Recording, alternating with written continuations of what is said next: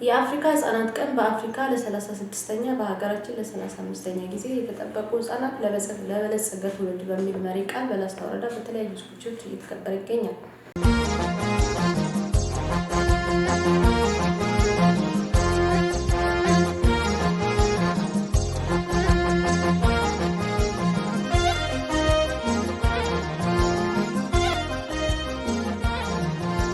በሰሜን ዞን ላስታ ወረዳ ሴቶችና ህጻናት ማህበራዊ ጉዳይ ጽህፈት ቤት ኃላፊ ወይዘሮ አድና በላይ እንዳሉት የአፍሪካ ህጻናት ቀን ሲከበር ህጻናት ከተለያዩ ጥቃቶችና የጉልበት ብዝበዛ በመጠበቅ መብቶቻቸውና ደህንነታቸው ተጠብቆ መኖር እንዲችሉ ለማድረግ በትኩረት ሊሰራ እንደሚገባ ጠቁመዋል። ፕሮጀክት ሰራተኞች በጥቅሉ የበዓሉ ታዳሚዎች እንኳን ደህና መጣችሁ። እንግዲህ ዛሬ የተገናኘ ነው የአፍሪካ ህጻናት ቀን ለማክበር ነው። በየዓመቱ ይሄ በዓል እየተከበረ ይገኛል። በዘንድሮ ዓመት ደግሞ እንግዲህ በተሻለና ደመቅ ባለ መልኩ በ2018 እንግዲህ የአፍሪካ ህጻናት ቀን በአፍሪካ ለ36ኛ ጊዜ በሀገራችን ለ35ኛ ጊዜ የተጠበቁ ህጻናት ለበለጸገ ትውልድ በሚል መሪ ቃል በዓሉ በደመቀ ሁኔታ ይከበራል ማለት ነው።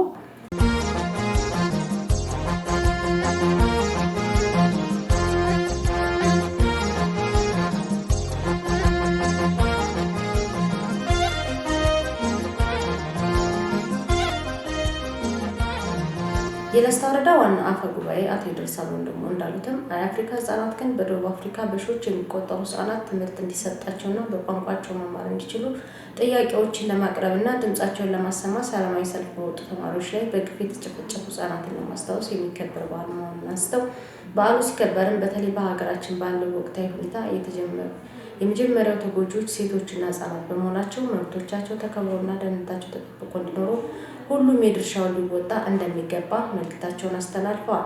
ዋናውና ትልቁ ነገር የተሰበሰብንበት በአፍሪካ ደረጃ ብሎም በኢትዮጵያ ደረጃ የአፍሪካ ህጻናት ቀን ይከበራል። ከዚህ ጋር ተያይዞ እንግዲህ እንደዚህ ተሰባስቦ ዝም ብሎ ወይም አውርቶ ለመለያየት ሳይሆን ለትልቅ ዓላማ ነው የተሰባሰብነው። ይህ ዓላማ እንግዲህ በደቡብ አፍሪካ በቋንቋችን እንማር፣ ጥራቱን የጠበቀ ትምህርት ይሰጠን ብለው ጥያቄ ላነሱ ወጣቶች ወይም ደግሞ ሰላማዊ ሰልፍ በወጡ ህጻናቶች ላይ በደረሰው ግድያ በደረሰው የአካል ጉዳት ጋር ተያይዞ በአፍሪካ አንድነት ድርጅት በወሰነው መሰረት ይሄ ቀን እንዲከበር በወሰነው መሰረት ያው በአፍሪካ ለ36ኛ ጊዜ በኢትዮጵያ ደግሞ ለ35ኛ ጊዜ የአፍሪካ ህጻናት ቀን ይከበራል ማለት ነው። ከዚህ ጋር አያይዘን ሁላችንም እዚህ መረዳት መቻል ያለብን ምንድነው የአፍሪካ ህጻናት ቀን ሲከበር ህጻናቶች ከተወለዱ ጀምሮ ለቁም ነገር እስከሚደርሱ ድረስ መብታቸው መከበር መቻል አለበት። መብታቸው መከበር መቻል አለበት። ትምህርት ማግኘት መቻል አለባቸው። ሲያድጉ ደግሞ ደህንነታቸው ተጠብቆ ማደግ መቻል አለባቸው። ይሄን ለማድረግ እንግዲህ የሁላችንም ድርሻ አለን ማለት ነው። መንግስት የራሱ ድርሻ አለው። መንግስት ያልሆነ ድርጅት ደግሞ የራሱ ድርሻ አለው።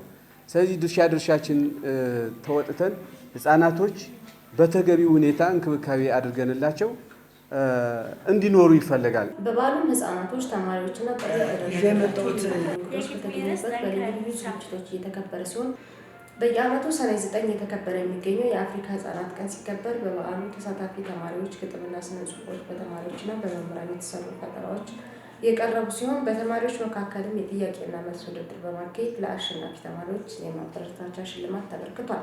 የግጥሜ ርዕስ ጠንክረን እንስራ ከሆነ ድል ቢያብር ከሰራን በጋራ ወንዙም ይገደባል ይናዳል ተራራ ሰንበሌጥ ሲከደን በአንድ እየታሰረ አይደለም ለብቻው ሜዳ እንደበቀለ ቅርሶች ይጠበቁ በውል ይከበሩ ስልጣኔያችንን የሚያስመሰክሩ ድልድዮች ይሰሩ መንገዶች ይዘጉ ንጹህ ውሃ እንጠጣ ምንጮች ይጠረጉ ያለንን እምቅ ሀብት እንያዘበዋጉ ከተጣጣምንማ እንደ ሰም ከፈትሉ የትብትቡ መፍቻ ከእጃችን ነው ውሉ ለልማት እንገስግስ ይጥበቅ ቀበቷችን የዳቦ ቅርጫቱ ይመለስ ዝናችን።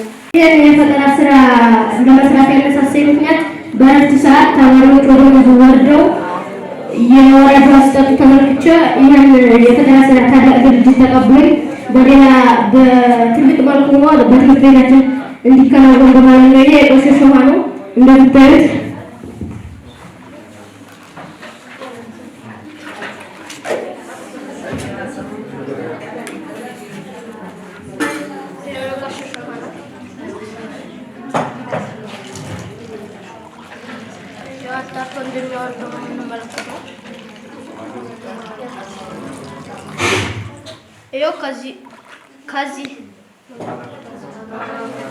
ከዚህ ከቆሻሻው በውስጥ ሁለት አጎበር አለው። እዚህና እዚህ አንዱ ፕላስቲክ እና አንዱ ፕላስቲክ ስናገናኝ አጎበር ጋር ነው የምንጠቀመው። ፕላስቲኩ ያስቀራል። የፈጠራ ስራ ለመስራት የሞከርኩበት ምክንያት በትምህርት ቤታችን በተለያዩ ግጭቶች ምክንያት የላብራቶሪ እቃዎች ስለወደሙ ተማሪዎች የዘይትና የዋጥልያን በቲዎሪ ስለሚማሩ በተግባር ለማሳየት ይረዳን በማለት ነው። አሁን እንሞክር።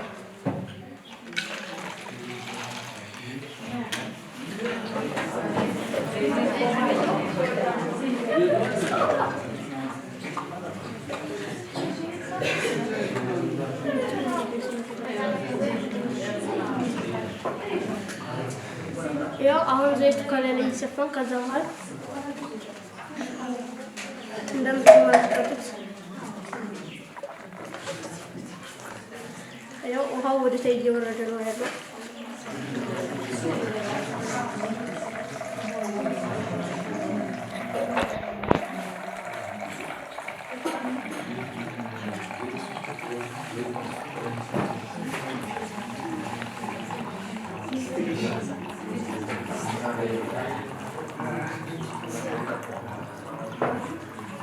ከዛው አሁን እንዳለቀ መልሰን እንሰፋዋለን፣ እንገጥመዋለን።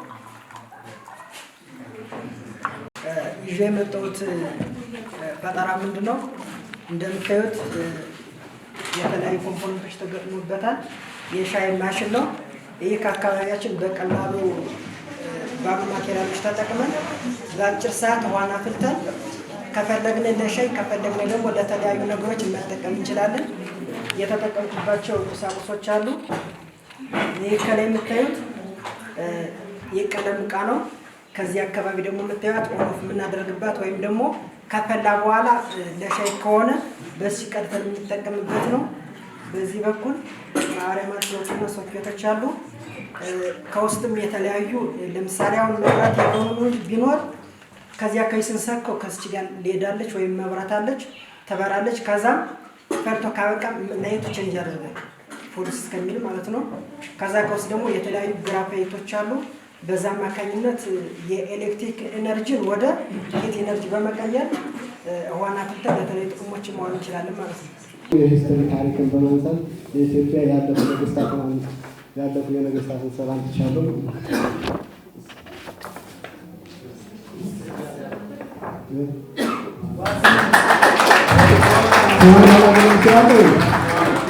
ስሙን መናገር